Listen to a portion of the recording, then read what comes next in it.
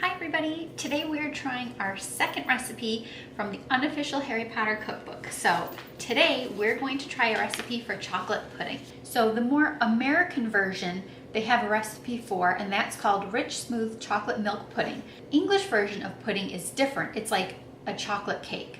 So the version in the cookbook here, the English version of chocolate pudding is called Dense and Fudgy Steamed Chocolate Pudding, and that's what we're going to be trying today. A cake, essentially, that you're making by steaming it on the stove. I have never baked anything that way before, and I just thought it would be interesting and fun to try. So I've got all my ingredients out here, so let me show you what we've got. The ingredients for this recipe are butter, bittersweet chocolate, unsweetened cocoa powder, vanilla extract, salt, sugar, white flour, eggs, and whole milk. We're going to melt the butter and the chocolate together in the microwave.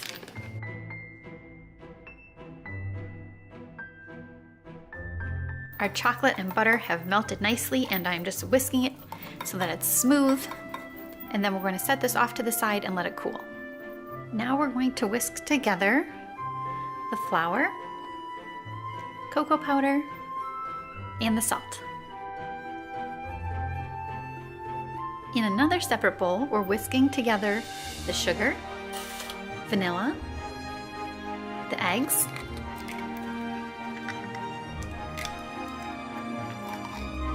and the milk.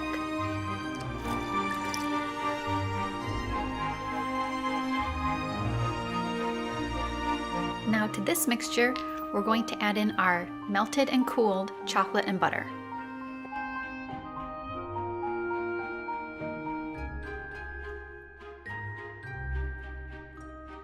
Now we mix in our flour mixture, and then we're going to mix it with a wooden spoon.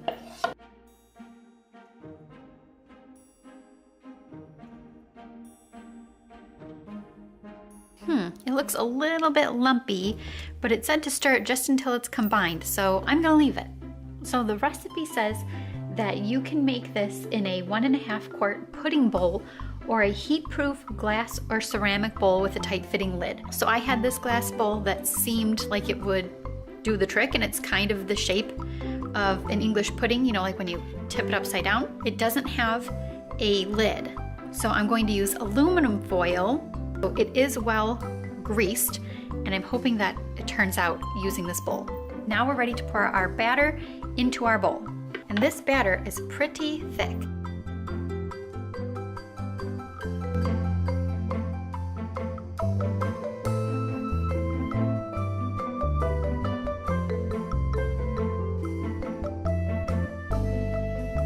Okay, so all of our batter is in this bowl, but I have to tell you, I think my bowl is way too big.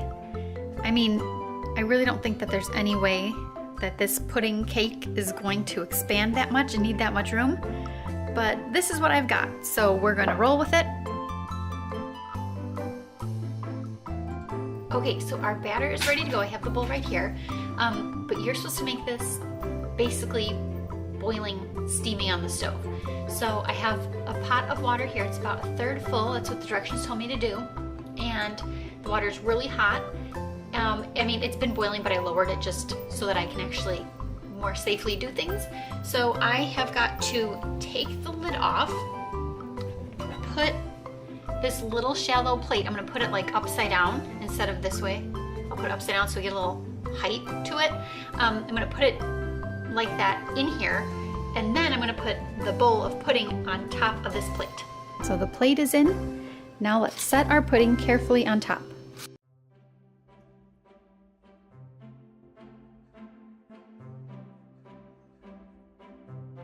Okay, so the pudding is in, and I know that it's not exactly tightly covered because I can't get it too tight with the tin foil, but that's okay. I've turned up the heat so that it hopefully comes to more of a boil, and now we let this sit here and boil for 3 hours.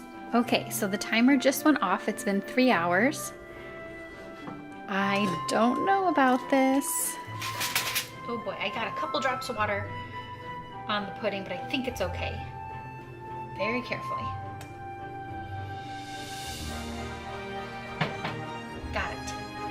Okay, so it is out of the pot.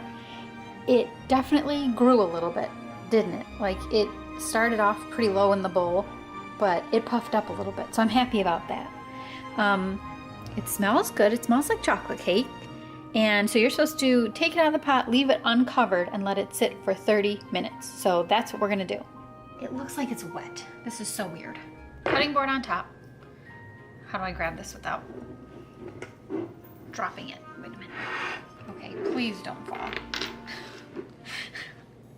Okay, I probably make this way harder than it needs to be. Flip. Oh, there it goes. Well, it smells like chocolate cake. It does smell good. How does that look? I don't think it looks half bad, but I think I'm going to let it cool outside of the bowl now. Yeah, I'm gonna do that because I don't want to cut into it just yet. So I've given it a little time to cool down, and it has. So now I think and I hope that we're safe to cut it. Everything that touched the outside of the bowl feels fine, but I worry that what was technically at the top of the bowl, which is now on the bottom, is a little bit, I don't know, like sticky. I don't know. So let's just cut it and try it. Ooh, look at how much comes off on the knife. Okay.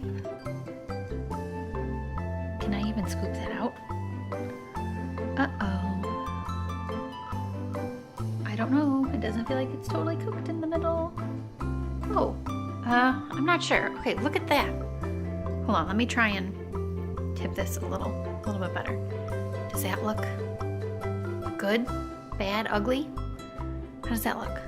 I think it looks interesting. And you can see how unneatly that cuts too, because it's just so, I'm thinking it's so warm in the middle, but it's just like, I don't know, not typical cake consistency. And I know it's not supposed to be exactly like chocolate cake, and that it was baked differently. So yeah, it's not going to be exactly the same as what I'm used to.